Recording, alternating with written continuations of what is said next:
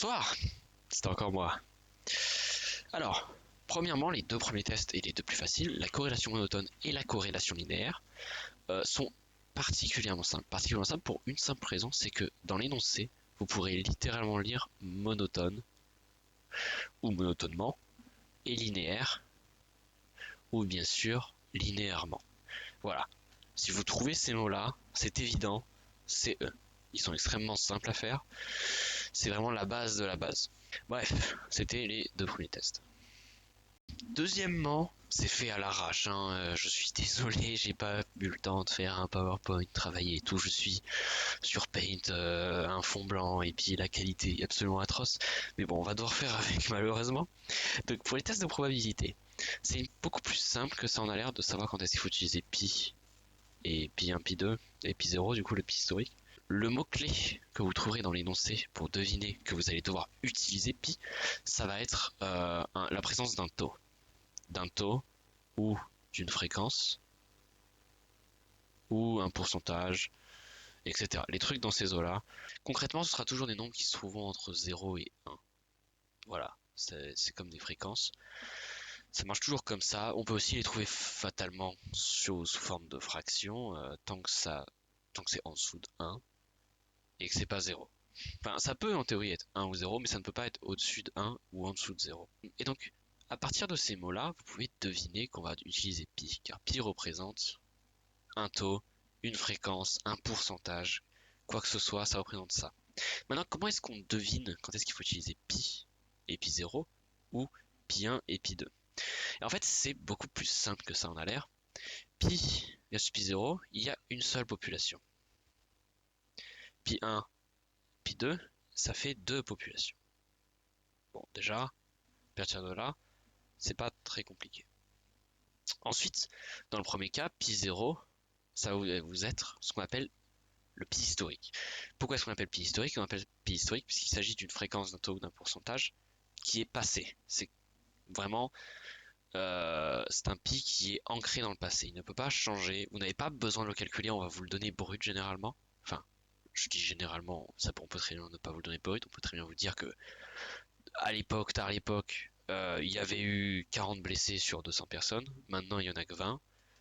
On vous demande de faire un test et de chercher si c'est mieux maintenant ou pas. Vous allez sûrement devoir utiliser pi et pi 0 pour la simple et bonne raison qu'il y a présence d'un pi historique, c'est-à-dire 40 sur 200, ce qui fait approximativement 20%. Pi 1 et pi 2, d'une manière beaucoup plus simple, il y a deux populations. Ces deux populations, elles sont faciles à remarquer puisque généralement on compare deux groupes. Donc voilà, c'est ça les deux gros signes. Pour rentrer dans les détails un petit peu comme on l'a fait avant, ils ont besoin de modélisation les deux. Pour modéliser le pi contre pi 0, tout simplement c'est x obéit à une loi de Bernoulli de type pi, avec comme caractère pi. Oh, alors en sachant qu'il faut préciser où pi est égal à la probabilité que, bon, ça vous connaissez normalement, en sachant qu'il faut coder ce pi. En codant 1, la chose qui vous intéresse, et 0, l'inverse. Petit détail assez important à ce sujet, ça a une légère importance de ce que vous choisissez en 1 et en 0. Quand je vous dis qu'il y a 40 blessés sur 200 personnes, vous voulez pas mettre 0 comme blessé, vous voulez mettre 1, parce que la Bernoulli se calcule selon les chances qu'on a de tomber sur 1. Si vous mettez 0 à la place de 1, donc 0 en blessé, 1 en sain, ce qui va se passer, c'est que vous allez devoir inverser l'information qu'on vous a donnée. On vous a dit qu'il y avait 40 blessés sur 200, maintenant vous allez devoir dire qu'il y avait 160 personnes saines sur 200, ce qui fait que la fréquence change, ce qui fait que ça crée du bazar, même si à la fin tout rentre dans l'ordre et bon, ça changera rien en théorie.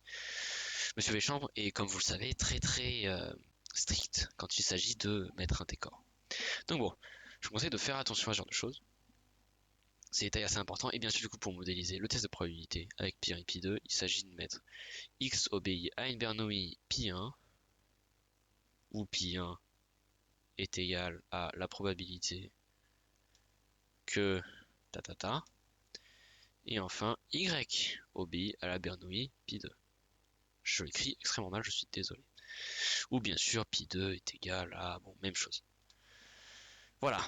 Ça, c'est les tests avec pi. Faut pas oublier, vraiment, c'est un taux, une fréquence, un pourcentage. Et à partir de là, généralement, c'est vraiment le mode croisière. C'est tranquille, ces deux-là, ils sont pas nécessairement très compliqués. Un autre détail assez important, maintenant que j'y pense, c'est un. Si j'ai juste, c'est les deux seuls tests qui ont obligatoire la descriptive.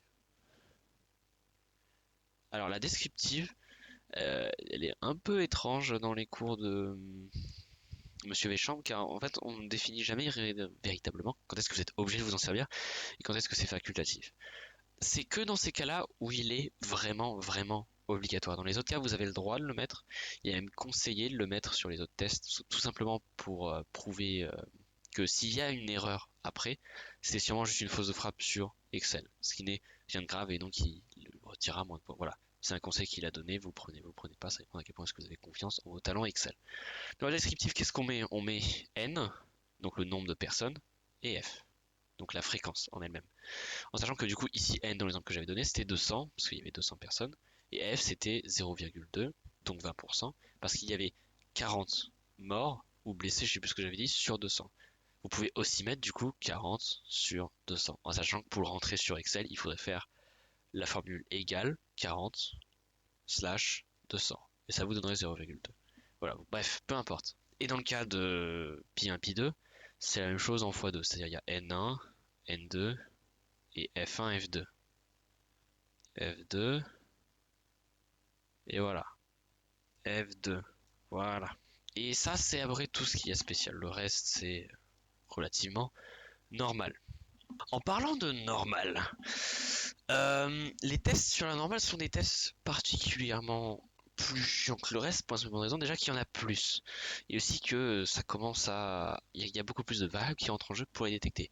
Déjà, un immense signe du fait que c'est leur présence, c'est la présence tout simplement dans l'énoncé de en moyenne. Généralement, si vous voyez, je crois que je l'ai mal écrit. Si vous voyez en moyenne, généralement c'est un signe que ça peut être ça. Il y en a d'autres plus tard qu'on verra assez rapidement, c'est les ANOVA. Si c'est en moyenne, ça peut aussi être eux. On verra comment on les différencie, vous en faites pas. Mais généralement, s'il y a en moyenne, ça peut être ces tests-là. Voilà. C'est en moyenne évidemment parce qu'on compare des moyennes. Hein. Je pense que ça c'était assez clair. Si on cherche comment on les différencie maintenant. Alors, c'est la même chose que pour les pi concrètement, c'est-à-dire que ici on a une population, alors qu'ici on en a deux. Voilà. Avec les deux populations, il y aura deux séries de caractères. Donc c'est-à-dire que vous allez avoir deux séries de données qui seront de nombres différents généralement. Voilà, voilà, vous avez deux séries. Donc ici on a deux séries de caractères avec deux populations. Dans le cas d'avant, on a une population avec un caractère, une série de caractères, pardon, une série de caractères. Donc on a juste une ligne de données, voilà, je pense que vous commencez à connaître maintenant. Et en plus de ça, on va avoir le mu historique qui donc est une moyenne du passé, concrètement. C'est la même chose que pour pi0, c'est quelque chose qui est ancré dans le passé. On va vous parler de dire en moyenne, par exemple si on veut comparer les notes de méthodologie future à celles d'avant, la moyenne d'avant qui était je crois 9, quelque chose comme ça, après correction hein, d'ailleurs, c'était 9. Et donc là ici notre mu0 ce serait 9. En sachant que notre mu ce serait la moyenne des données qu'on aurait quand le test sera passé. Bref, voilà. Donc je pense que ça c'est assez clair. Mu1 contre mu2 c'est différent. Dans le sens où c'était par exemple si on faisait passer le test de méthodologie à deux universités différentes, il y aurait deux populations et donc chacun aurait son caractère. C'est-à-dire chacun aurait son test et ce serait considéré comme deux caractères différents parce qu'il y aurait le test fait chez la population 1 et le test fait chez la population 2. Généralement la différence entre les deux caractères de mu1 mu2 entre les deux populations dans le test mu1 mu2, excusez-moi j'ai vraiment du mal à parler, c'est tout simplement la population elle-même, c'est-à-dire que vous allez marquer concrètement le même caractère, juste mettre dans la population 1, dans la population 2, donc dans la première université, dans la deuxième université, dans le cas de l'exemple que je viens de vous donner. Voilà, ça c'est plutôt facile Euh, on viendra après sur la modélisation, vous en faites pas. Et celui-là, normalement, il n'y a pas besoin de descriptif, mais encore une fois, étant donné que c'est facultatif, vous avez le droit de la mettre. Si vous êtes dans le doute, mettez un descriptif partout au pire. Pour muder, par contre, là, ça devient un petit peu plus spécial puisqu'il s'agit d'une population, mais qui a deux séries de caractères. Et alors, là, c'est deux séries de caractères différentes de celles de mu1, mu2, puisque c'est pas juste deux séries de caractères comme une série de caractères chacun. C'est deux séries de caractères pour la même population. C'est pour ça que, pour faire simple, ça là, ça vient d'une VI intersujet, et ceci vient d'une VI intrasujet. Voilà, ça facilite beaucoup la compréhension, tout simplement parce que Véchamp déteste les termes méthodologiques psychologiques de base, et donc il aime pas qu'on parle de VI, de modalité, tout ça, il préfère dire caractère, il préfère dire facteur, tout ça. Mais concrètement, c'est la même chose. Les mesures à parier, ou aussi appelées répétées, c'est des intrasujets. Les indépendantes, et il n'y a pas autre mot je crois pour, c'est les intersujets, c'est-à-dire que vous allez avoir plusieurs populations qui passent chacune leur modalité sans passer celle des autres. Là où intra, bon je pense que tout le monde connaît maintenant, normalement, tout le monde passera toutes les modalités. Du coup, c'est pour ça qu'on dit que c'est à parier. Et c'est pour ça qu'à partir de là, il y a la fameuse phrase du à côté des mesures enfin des mesures, des caractères que vous allez mettre, il va y avoir X, il va y avoir Y, vous allez mettre, on pose alors D est égal X moins Y, bien sûr. Voilà, c'est ça la partie chiante. À partir de là, c'est à peu près la même chose que pour le reste. Donc voilà, ça c'est... Ensuite, modélisation. Modélisation, elle est très très simple ici. C'est X obéit à une loi normale, mu, sigma. Si vous retenez ça, le reste sera extrêmement facile. Pourquoi? Parce que ici on a X obéit à une loi normale mu1 sigma 2, sigma 1 pardon, je suis un immense con, ainsi que Y obéit à la loi normale mu2 sigma 2. Voilà. Ça va normalement, c'est pas hardcore non plus. Puis bon, forcément ici on a D obéit à la loi normale, vous l'aurez peut-être deviné, mu D sigma D. Bon. Mais bon voilà, ça c'est les tests sur loi normale. Maintenant qu'on a vu les lois normales, il ne reste plus qu'à voir, à rentrer dans les nouveaux tests, dirons-nous. Ok, on va commencer par les Wilkinson indépendantes et les Wilkinson appariées. Déjà, comme vous pouvez lire au titre Globe Globe Globe, qui est l'abréviation de globalement bien sûr, ces deux tests, la Wilkinson indépendante et les Wilkinson appariées, se devinent à la présence du mot globalement. Alors, c'est pas les seuls tests à être devinés par ça, on y reviendra bien sûr. Il y en a deux autres, mais ça fait partie des 4 tests sur lesquels vous pouvez tomber quand le mot globalement est présent. Je crois que ça n'arrive pratiquement jamais qu'il se soit global à la place de globalement, mais dans le doute, c'est quand il y a le mot global. C'est un peu comme pour linéaire et monotone, sauf que là il y a 4 tests au lieu d'un seul. Ce qui est un petit peu plus problématique. Alors, Wilkinson indépendante et Wilkinson appariée sont plutôt faciles en réalité à deviner. Qu'est-ce qui est quoi pour la bonne raison que c'est dans le nom. Il y a indépendante, il y a appariée. On en a parlé juste avant. Indépendante, ça veut dire que ce sera deux populations avec deux caractères. Deux séries de caractères, je mets juste deux caractères, vous avez compris. Et ici, ce sera une seule population avec deux caractères. Deux séries de caractères, encore une fois. Ici, c'est un caractère, c'est une série chacun. Ici, c'est les deux pour la même population. Donc, on est toujours dans cette idée que ici, c'est intersujet et qu'ici, c'est intrasujet. J'ai mal écrit, pardon. Hop là, intrasujet. On est toujours sur cette idée-là. Et c'est un peu la seule chose qu'il y a à dire là-dessus, hein, concrètement. Et c'est quand oui et voilà, la Wilkinson indépendante et la Wilkinson appariée, c'est quand P, donc le nombre de modalités, donc le nombre de caractères, voilà, est égal à 2. Bref, ça c'est les deux. Étant donné qu'elles sont, que P est égal à 2, donc le nombre de modalités, hein, il n'y a que deux caractères, deux séries de caractères, pas de présence du caractère xi, ni du facteur a, pour la simple et bonne raison qu'en fait ceux-là ne sont réservés que pour quand il y a euh, au-delà de deux séries de caractères. Donc quand les modalités dépassent deux. Voilà, c'est vraiment des tests plutôt basiques. Et en vrai, ils sont plutôt faciles à retenir, c'est oui et wa. Il y a une chose à retenir par contre dans mes souvenirs, c'est que la population 1, dans les deux cas, hein, la population 1, enfin les deux cas, seulement la indépendante c'est important, mais vous pouvez mettre dans les deux. La population 1 doit être inférieure à la population 2. Donc vous savez, c'est M doit être inférieur à N.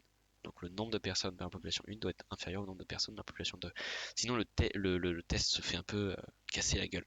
En sachant que ça a l'importance que pour la Wilkinson indépendante, vu que vous l'aurez deviné que vous aurez sûrement deviné que dans la Wilkinson appariée, il n'y a pas de population à comparer. Donc c'est compliqué d'en avoir une qui est plus grande que l'autre. Bref, ça c'est les Wilkinson. Maintenant, mais on va pouvoir parler d'un autre problème, c'est Kruskal-Wallis.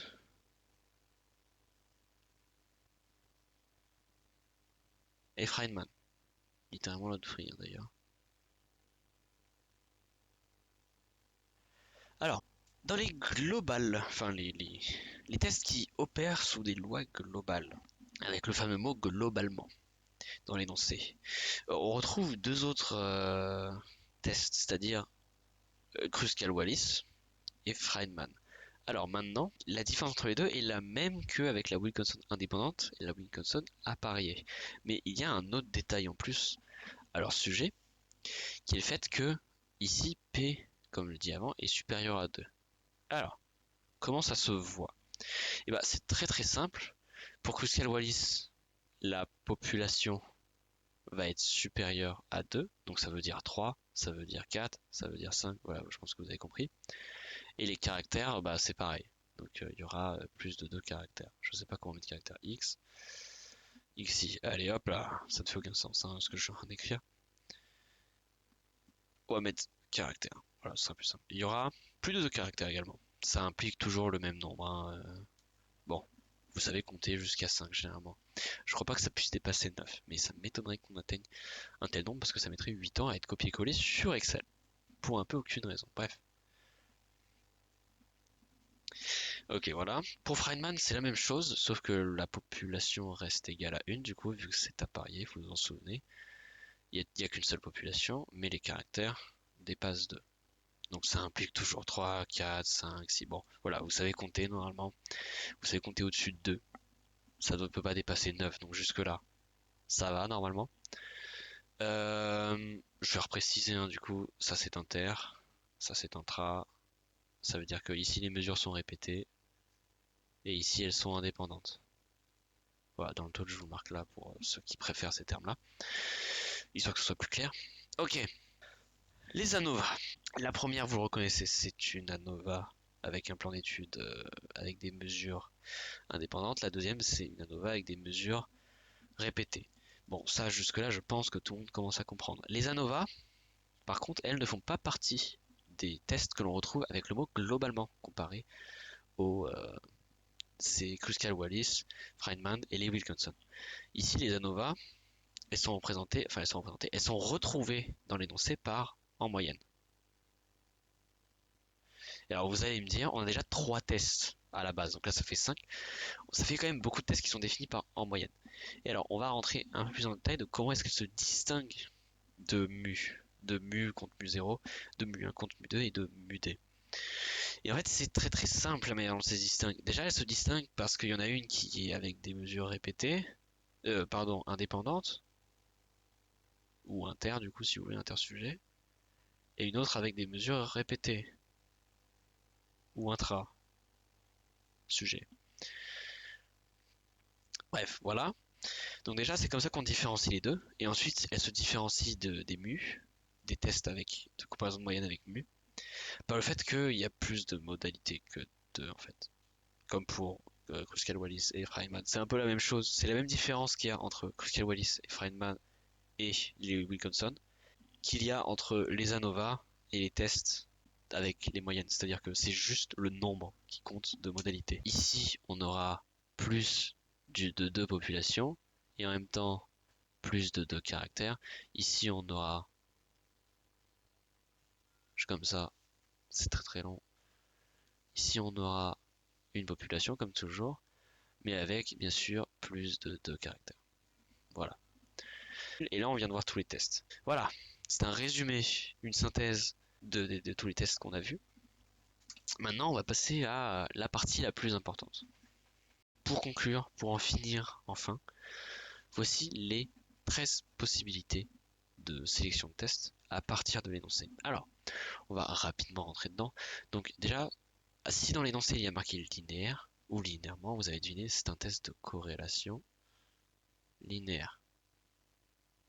S'il y a écrit monotone ou monotonement, ce sera bien sûr un test de corrélation monotone. J'ai écrit monotone, monotone, voilà. Maintenant, s'il y a présence d'un taux, d'une fréquence ou d'un pourcentage, vous devriez vous en souvenir, déjà on tourne autour du pi. Maintenant, on tourne autour duquel tourne-t-on? Eh bien, s'il n'y a qu'une seule population, bien sûr ce sera pi contre pi 0. S'il y a deux populations, ce sera forcément pi 1 contre pi 2. Jusque-là, ça va. À partir de globalement, il y a deux seules possibilités pour les mesures. Soit elles sont indépendantes, ou aussi appelées inter-sujets, soit elles sont répétées, et donc intra-sujets. Si elles sont indépendantes, il y a deux autres seules possibilités, c'est s'il y a seulement deux populations, dans ce cas-là, il s'agit d'une Wilkinson. Quand il y a globalement deux populations, c'est Wilkinson. Les mesures sont indépendantes, il s'agit donc d'une Wilkinson avec mesure indépendante. Bon, ça va. Pour le deuxième cas, par contre, ça devient légèrement plus épicé, dirons-nous, mais ça reste pas trop compliqué dans mes souvenirs. C'est marqué dans le titre du bandeau sur Staten 2. Et donc dans ce cas-là, vous devriez vous souvenir qu'il s'agit d'une Kruskal-Wallis. Je vais juste marquer Kruskal, flemme. Je mets un W, allez hop là. Si les mesures étaient répétées, donc globalement, les mesures sont répétées. Il y a deux seules possibilités. J'ai vraiment du mal à parler. Hein. Soit il y a deux caractères avec une seule population, soit il y a plus de deux séries de caractères avec toujours une seule population, parce que ça ne change pas quand les mesures sont répétées. Dans le premier cas, vous l'avez deviné, il s'agit d'une Wilkinson. Les mesures sont répétées, on peut donc parler du fait que les mesures soient appariées. S'il y a plus de deux caractères, et bien si la première c'est Kruskal-Wallis, vous avez deviné que la deuxième c'est Feynman, en sachant que, encore une fois, vous pouvez différencier les deux grâce à Staten 2. Dans mes souvenirs, c'est marqué lesquels sont quoi, lesquels est apparié, lesquels sont inter, et même si vous vous en souvenez pas, il y a le tableau à la fin du Polycop qui le donne également. Ensuite, si dans l'énoncé on vous dit en moyenne par exemple, imaginons qu'il n'y ait qu'une seule population, eh bien il s'agit de mu0, de mu tout simplement, et de la présence de mu0 pour le comparer fatalement. S'il y a deux caractères, vous l'avez peut-être deviné, les mesures sont appariées, donc ça ne peut être que mu x, mu y qui devient mu d. Donc les mesures appariées. Si on nous dit en moyenne qu'il y a deux populations, et donc que chaque population a son propre caractère également, bon bah il s'agit de mu1 contre mu2. Si la population est supérieure à 2, enfin le nombre de populations est supérieur à 2, dans ce cas-là, il y a deux possibilités. Soit les mesures sont indépendantes, dans ce cas-là, il s'agit d'une ANOVA en S crochet AP, crochet, donc ANOVA inter, soit il s'agit bien sûr d'une ANOVA répétée. Donc ANOVA répétée, ce serait ça en mode intra-sujet, bien sûr. Ok. Enfin voilà, c'est un petit peu tout ce que j'avais à dire. Je tiens à m'excuser de à quel point est-ce que ce cours express dû au stress est court, enfin est court, ne revoit pas tant que ça de choses en soi, et est quand même relativement rapide. Et surtout à quel point est-ce qu'il est mal fait, que ça je m'en rends bien compte. Euh, on est loin du PowerPoint relativement coloré de la dernière fois, je manque énormément de temps, il est 21h à l'heure à laquelle je suis encore en train de faire cette conclusion, cette fermeture. Donc je vous souhaite tous bonne chance pour les contrôles qui arrivent. Ne vous en faites pas, ça va bien se passer. Si vous avez des questions, j'existe en dehors de ce cours, donc ça vous pouvez genre m'envoyer un message, c'est quelque chose qui marche très bien, je suis prêt à répondre parce que je sais très bien que ce cours n'est pas clair. Ou dans le pire des cas, j'existe. Il dit, vous risquez probablement de me voir en amphi. Vous pouvez venir me parler, je ne suis pas dangereux, je suis seulement considéré comme un criminel dans 8 pays de l'ONU, ce qui est plutôt tranquille finalement. Donc voilà, rien de dangereux. Je vous souhaite bon courage.